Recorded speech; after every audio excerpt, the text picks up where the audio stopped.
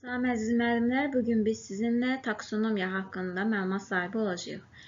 Taksonomiya nədir? Deməli, taksonomiya biologiya terminindən götürülmədir və qayda ilə yerləşmə, qayda ilə düzülmə mənasına gəlir və tam adı idrak taksonomiyası olaraq keçir. Qeyd edim ki, taksonomiyanın düzülüşü asandan çətinə, sadədən mürəkkəbə doğru və aşağıdan yuxarıya doğru deməli şəklində düzülməlidir. İki versiyası mövcuddur. Köhnə versiyası Benjamin Bloom tərəfindən 1956-cı ildə yaradılmışdı. Yeni versiyası isə Benjamin'in tələbələri tərəfindən 2001-ci ildə üzərində təkmilləşdirmə işləri apararaq yaradılmışdır. Taksonomiyanın köhnə versiyasında birinci bilik, ikinci anlama, üçüncü tətbiq, dördüncü təhlil, beşinci sintez, altıncı isə dəyərləndirmədir. Xatırlama mərhələsində əsas məqsəd şagirddən məlumatı yadda saxladığı kimi, olduğu kimi çatdırmasıdır. Bu mərhələdə verilən suala konkret və düzgün cavab tələb olunur. Şagird cavabı özündən dəyişdirmədən, əlavə etmədən və yaradıcılıq qatmadan təqdim etməlidir. Nümunə suallar olaraq, isimdə neçə hal var, sifətin dərəcələri hansılardır, Səfəvi dövləti neçənci ildə qurulub, Səfəvi dövlətinin hökmdarları kimlər idi, İtaliya hansı ölkələrlə döyüşüb və s. Bu tip suallar şagirddən yalnız yaddaşına əsasən cavab verməyi tələb edən xatırlama səviyyəsinə aid suallardır. İndi isə anlamaq mərhələsinə baxaq. Anlamaq mərhələsinin yeni versiya ilə köhnə versiya arasındakı fərqi ondan ibarətdir ki, köhnə versiyada anlama şəklində yazılıb, yeni versiyada isə anlamaq şəklində yazılıb, yəni maqməqdən istifadə olunub. Xatırlamaq mərhələsində şagirdə belə bir sual verilsə, İtaliya 1-ci Dünya müharibəsində hansı ölkələrlə döyüşüb? Şagird konkret olaraq belə bir cavab verir. Qısa və konkret. Avstriya, Macaristan və Almaniya. Amma anlamaq mərhələsində bu suala verilən cavab fərqli olur. İndi isə mən sizə bunu izah edeyim. Anlama mərhələsində şagird köhnə bilikləri ilə yeni bilikləri əlaqələndirir və bu mərhələyə keçmək üçün əvvəlcə yadda saxlama bacarığına malik olmalıdır. Yəni, xatırlamaq mərhələsini bacarmayan şagird anlamaq mərhələsində də keçə bilmir. Bu mərhələdə şagirddən nəticə çıxarma, ümumiləşdirmə, qruplaşdırma, izahat vermə və öz sözləri ilə təqdim etmə bacarığı tələb olunur. Xatırlamaq mərhələsində bizdən konkret cavab istəyirdilər və öz sözlərimizlə ifadə etməyimizə icazə verilmirdi. Amma anlamaq mərhələsində artıq şagird öz fikirlərini ifadə etmə bacarığına sahib olmalıdır. Anlamaq mərhələsi adətən konseptual biliklərlə əlaqəlidir. Amma bu həmişə belə olmaya da bilər. Bəzən əlaqəli ola bilər, bəzən olmaya bilər. Daha sonra sualımıza qayıdaq. Müəllim şagirdə belə bir sual verir. İtaliya 1-ci Dünya müharibəsində hansı ölkələrlə döyüşmüşdü? Şagird artıq öz sözləri ilə təsvirlə mənə cavab verir. 1-ci Dünya müharibəsində İtaliya, Avstriya, Macaristanla döyüşüb, çünki ərazi iddiaları var idi. Əvvəllər mərkəzi dövlətlərin tərəfində idi, lakin Antanta bloku onlara daha çox torpaq vəd elədiyinə görə tərəf dəyişir. Daha sonra şagird müqayisə aparır. 1-ci Dünya müharibəsində Avstriya Macaristanla, 2-ci Dünya müharibəsində Fransa və İngiltərə ilə qarşılaşıb. Son olaraq mənə nəticə ilə cavab verir. İtaliya əsasən ərazi iddiaları, ittifaqları və siyasi məqsədləri ucbatından müxtəlif ölkələrlə döyüşmüşdür. Gördüyünüz kimi, xatırlamaq mərhələsində verilən cavabla anlamaq mərhələsində verilən cavab tamamilə fərqli olur. Müəllim dərsin sonunda desə ki, mənim bu dediklərimdən nə başa düşdünüz? Şagirdlər nə edir? Müəllimin dediklərini ümumiləşdirir və öz sözləri ilə ifadə edir. Və bu mərhələdə məlumatları konsept anlayış altında birləşdirməyi, oxuduğunu və dinlədiyini şagird ümumiləşdirməyi, oxşar və fərqli cəhətləri müqayisə etməyi bacarmalıdır. Əgər bu cür bacarıqlar şagirddə formalaşıbsa, deməli o anlama mərhələsini artıq mənimsəyib. Və bu mərhələyə belə bir suallar verə bilərik. İsim və sifəti müqayisə et, onların oxşar və fərqli cəhətləri hansılardır? Oxuduğum bir hekayəni və ya kitabı mənə öz sözlərində təsvir et. Keçdiyimiz dərs mövzusunu öz sözlərinlə izah et, öz fikirlərinlə izah et. Bu zaman artıq anlama mərhələsini şagird keçmiş olur. Tətbiq eləmə mərhələsinə gəlməmişdən qabaq sizə köhnə versiya ilə yeni versiya arasında bir fərqi də izah eləmək istəyirəm. Köhnə versiyada 3-cü mərhələ tətbiq adlanır, 4-cü mərhələ isə təhlil adlanır. Yeni versiyada 3-cü mərhələ tətbiq etmək, 4-cü mərhələ isə təhlil etmək adlanır. Yəni, etmək feili əlavə olunub. Bu da fərqlərdən biri idi. Tətbiq eləmə mərhələsində şagird öyrəndiyi bilikləri praktik vəziyyətdə tətbiq etməyi və problemi həll eləmək üçün prosedur və üsullardan istifadə etməyi bacarmalıdır.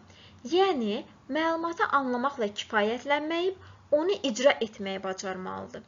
Tətbiq eləməsinə nümunə olaraq sifətin dərəcələri ilə bağlı öyrəndiyi məlumatlara əsasən 5 atalar sözündən ibarət cümlə qur desəm, şagirdə tətbiq eləmə bacarığına yönəltmiş oluram. Təhlil eləmə mərhələsində şagird uyğun olan və olmayan, vacib və qeyri-vacib hissələri fərqləndirməyə bacarmalıdır. Bu mərhələdə hər hansısa bir məlumatı və ya materialı ayrı-ayrı hissələrə bölərək bu hissələrin bir-biri ilə əlaqəsini və bütövlə olan bağlılığını müəyyənləşdirməyə bacarmalıdır. Bu mərhələdə həmçinin müəllifin mövqeyi əsas götürülür. Bəs müəllifin mövqeyindən baxmaq nə deməkdir? Şagirdin öz fikrini yox, müəllifin düşüncəsini şagirdin ifadə etməsi, müəllifin mövqeyindən baxması deməkdir. Əgər şagird müəllifin fikirlərini və münasibətini düzgün şəkildə izah edirsə, bu artıq təhlil etmə mərhələsi hesab ediləcək. Nümunə olaraq belə bir suallar verilə bilər. Franz Kafkanın öz əsərlərinə münasibəti necə idi? Tolstoy Anna Karenina əsərini bitirdikdən sonra Anna obrazı haqqında hansı hissləri keçirtdi?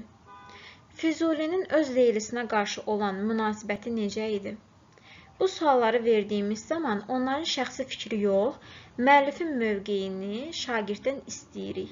Bu zaman da təhlil etmə mərhələsi tamamlanmış olur. Və gördüyünüz kimi təhlil eləmə mərhələsində müəllifin əsərə və obrazlara yanaşması şagird tərəfindən araşdırılır və izah olunur. Daha sonra yeni versiya ilə köhnə versiya arasında bir fərqi də izah eləmək istəyirəm. 5-ci mərhələmiz dəyərləndirmək adlanır, 6-cı mərhələmiz yaratmaq adlanır. Köhnə versiyada bizə deyir ki, 5-ci mərhələdə sintez elə, sonra isə dəyərləndir. Yəni, dəyərləndir orada 6-cı mərhələ idi. Lakin yeni mərhələdə deyir ki, dəyərləndir, yəni 5-ci mərhələ, sonra isə yarat. Dəyərləndirmədə şagirdin öz şəxsi mövqeyi əsas götürülür. O sübutlar, dəlillər və arqumentlər gətirərək fikrini müdafiə edir və yaxud da mühakimə edir. Məsələn, mən belə bir sual verə bilərəm şagirdə. Franz Kafkanın atasına olan münasibəti barədə sən özün nə düşünürsən? Şagird qayıdır mənə cavab verir ki, məncə Franz Kafka atasından qorxurdu. Çünki onun atası hökmran və sərt bir insan idi. Bu münasibət Kafkanın Ataya məktublar əsərində də açıq şəkildə hiss olunur. Daha sonra Ataya məktublarda mənə arqumentlər gətirir. Mənə sübutlar, dəlillərlə gəlir ki, nəyə görə o belə düşünür və bununla da o, dəyərləndirmə mərhələsini artıq tamamlamış olur. Və son olaraq yaratmaq mərhələsi. Testdə bizə sual olaraq bu verilə bilər ki, taksonomiyanın sonuncu mərhələsi hansıdır? Taksonomiyanın sonuncu mərhələsi yaratmaq mərhələsidir. Yaratmaq mərhələsinin açar sözlərinə nəzər salsaq, burada qurmaq, yaratmaq, dizayn etmək, birləşdirmək və icad etmək var. Və burada yeni bir məhsul, nöqteyi nəzər yaradılmalıdır. Yəni ki, qeyri-standart mövqe, yanaşma ortaya qoyulmalıdır. Və qeyri-standart dedikdə nəyi nəzərdə tutur? Əmək dərslərini yadınıza salsaq, əmək dərslərində şiş çubuqlar var idi ki, bu şiş çubuqlar normalda kabablar üçün istifadə olunur. Amma biz onlardan ev hazırlayırdıq və yaxud da ox atmaq üçün ox hazırlayırdıq. Dondurma çubuqları olurdu ki, onu saxlayırdıq, yığırdıq və gəmi hazırlayırdıq əmək dərslərində. Daha sonra şüşəni əridirdilər və piramida hazırlanırdı və içinə bir fiqur qoyulurdu, suvenir kimi onu yaradırdılar. Burada neynəmiş oldular? Yeni bir qeyri-standart bir şey yaradıldı və bu yaratmaq sayılır. Daha sonra şagirdlərdə yaratmaq mərhələsini tamamlamaq üçün onlardan belə bir şey istənə bilər. Məsəl üçün, şagirdə deyə bilərsiniz ki, cırtdan işıq yolu gələn tərəfdən gedir. Amma cırtdan itülən tərəfdən geçsəydi, onun başına nələr gələrdi? Bununla bağlı bir hekayə yazın. Qeyri-standartlıq yaratmış olduq. Daha sonra hansısa bir kitab, hansısa bir jurnala üz qabığı yaratmaqlarını istəyə bilərik. Mahnı bəstələməklərin, rep bəstələməyin, daha sonra bildikləri bir melodiyaya yeni bir sözlər yaratmağını istəyə bilərik. Bununla da biz onlarda yaratmaq qabiliyyətini artırmış olarıq. İndi isə gəlin bir neçə test suallarına baxaraq biliyimizi daha da dərinləşdirək. İlk sualımız bu yöndədir. Sizcə bu hansı mərhələdir? Birini önə çıxarmaq, xüsusilə vurğulamaq, səmərəliliyin təhlil eləmək. Bu təbii ki, təhlil mərhələsidir. Çünki burada müqayisə, vurğulama və elementlər arasında əlaqə qurmaq var. İkinci sual. Öz mövqeyinizi müdafiə edin. Bu dəyərləndirmə mərhələsi hesab olunur. Çünki öz mövqey dedikdə şəxsi fikir burada istənilir və həmin şəxsi fikir sübutlarla müdafiə olunur. Üçüncü sualımız. Yaxın gələcəkdə şirin su qıtlığı olacaq. Bu problemi aradan qaldırmaq üçün tədbirlər planı hazırlayın. Bu tədbirlər planını hazırlamaq üçün məndə nələr olmalıdır? Yeni təkliflər, planlar, stratejilər və bu da təbii ki, yaratma mərhələsinə aiddir. Dördüncü sual. Əsərdə müəllifin baş qəhrəmana münasibətini müəyyən edin. Təhlil mərhələsidir. Çünki müəllifin münasibətini bizdən istəyir. Beşinci sual. Bu məsələni yeni bir metodla təhlil edin. Şagirdlərin yaradıcı yanaşma və fərqli metodlarla tətbiqin bizdən istəyirsə, təbii ki, bu yaratma mərhələsi hesab olunur. Altıncı sual. Qara pişik hekayəsində qəhrəmanın başına gələnlərə münasibətinizi bildirin. Görürsünüz, öz münasibətinizi bildirirsiniz. Fikirlərinizi əsaslandırın. Təbii ki, dəyərləndirmə mərhələsidir. Burada şəxsi fikir bildirilir və arqumentlərlə əsaslandırma istənir. 7-ci sualımız. Bakı şəhərində tıxac problemini həll etmək üçün yollar düşünün və planlar hazırlayın. Təbii ki, bu da yaratma mərhələsi hesab olunacaq. Çünki problemin həlli üçün yaradıcı təklif və plan hazırlanması bizdən tələb olunur.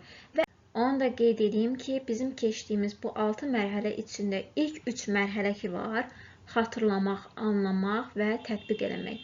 Bunlar aşağı təfəkkürlü mərhələlər hesab olunur. Lakin sonraki mərhələlər, yəni təhlil eləmək, dəyərləndirmək və yaratmaq, bunlar isə yuxarı təfəkkürlü mərhələlər hesab olunur. İndi isə suallarımıza nəzər yetirək. Dinlədiyiniz mətn və yaxud nağıl, hekayə, əsər fərq eləməz. Əsasında hansı nəticəyə gəldiniz? Özünüz üçün nə nəticə çıxardınız? Bu sual şagirdin hansı mərhələsini yoxlayır? Təbii ki, anlamaq mərhələsini yoxlayır. Çünki nəticəyə gəlmək üçün əvvəlcə gərək mən mətnin məzmununu anlayım ki, mən oradan bir nəticə çıxarda bilim. İkinci sual. Öyrəndiklərinizə əsaslanaraq mürəkkəb mübtadiə ilə bağlı nümunələr yazın. Təbii ki, bu tətbiq eləmə mərhələsinə aiddir. Çünki şagirdlər öyrəndikləri biliklər ki var, onu praktiki şəkildə tətbiq eləyir və praktiki şəkildə mən tətbiq edirəmsə, bu da tətbiq eləmə mərhələsi hesab olunur. Üçüncü sual. Baxın, yeni bir məhsul yaradın, məsələyə qeyri-standart yanaşın. Qeyri-standart dedikdə, yəni hamının yanaşdığı kimi yanaşmayın, fərqli yanaşın. Bu yaratmaq mərhələsinə aiddir. Çünki yeni ideyaların formalaşdırılması və yaradıcı yanaşmanın tələb olunması yaratmaq mərhələsinə aiddir. Sual 7. Deyək ki, mən lövhəyə turşunun adlarını yazıram və tələbəmə deyirəm ki, bu turşuları adlandır. Mən bu zaman onun xatırlamaq mərhələsini yoxlayıram. Yəni, əvvəlki biliklərin yoxlamış oluram. Yada salmaq mərhələsini yoxlayıram. Sual 8. Səfəvilər dövlətinin əsası hansı ildə qoyulub? Təbii ki, faktiki bir biliyi mən yoxlayıram. Faktiki bilik tələb edirəm. Konkret bir cavab istəyirəm. Bu da təbii ki, xatırlamaq mərhələsinə aiddir. Sual 9. Deyək ki, siz bir müəllim olaraq əlinizdə olan hazır düsturdan istifadə edirsiniz. Deyək ki, siz bir müəllim olaraq şagirdlərinizə tapşırıq verirsiniz ki, sizə verdiyim düsturdan istifadə edərək çevrənin radiusunu tapın. Bu zaman biz onlardan hansı mərhələni istəyirik? Tətbiq eləmə mərhələsini istəyirik. Orada praktiki bir iş var. Sual 10. İsim və sifətin müqayisə edin. Anlamaq mərhələsi hesab olunur. Lakin əgər sualı bizə bu cür qoysaydı, isim və sifətin müqayisə edərək oradan ən səmərəli olanı tapın. Baxın, orada səmərəli sözü var. Əgər onu istəsəydi, o zaman biz təhlil mərhələsi olaraq onu götürməliydik. Nağıl və hekayəni öz sözlərinizlə ifadə edin. Mən sizə qeyd eləmişdim. Öz sözümüzlə ifadə ediriksə, bu nə idi? Anlamaq mərhələsi idi. Amma öz sözlərimizlə yox, olduğu kimi çatdırırdıqsa, bəli, xatırlamaq mərhələsi idi. Sual 12. Kitab və ya jurnal üçün baxın, yeni üst qapaq dizaynı hazırlayın. Yeni bir üst qapağı dizayn edirəmsə, məndən nə olmalıdır? Yaradıcılıq qabiliyyəti olmalıdır. Sual 13.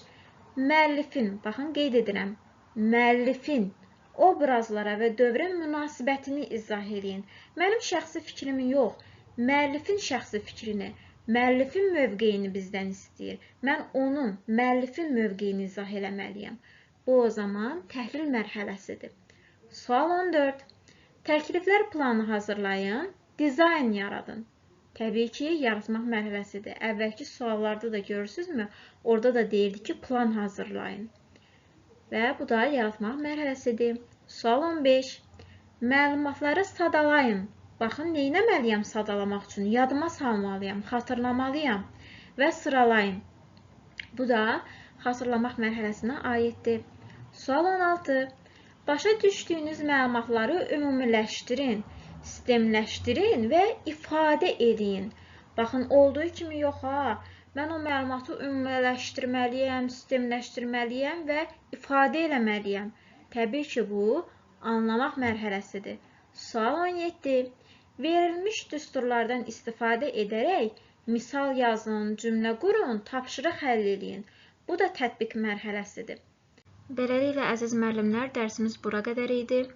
Əgər videodan sizə nəsə aydın olmadısa, nəyəsə qarışdırırsınızsa və yaxud da testlərdə nədəsə çətinlik çəkirsinizsə, rəy bölməsində mənimlə əlaqə saxlaya bilərsiniz. Aydın şəkildə sizə rəy bölməsində izahımı verəcəm. Və onu da qeyd edeyim ki, videonu axıra qədər izləyin ki, testləri yazan zaman hardasa çətinlik çəkməyəsiniz. Bu qədər, özünüzə yaxşı baxın, sağ olun.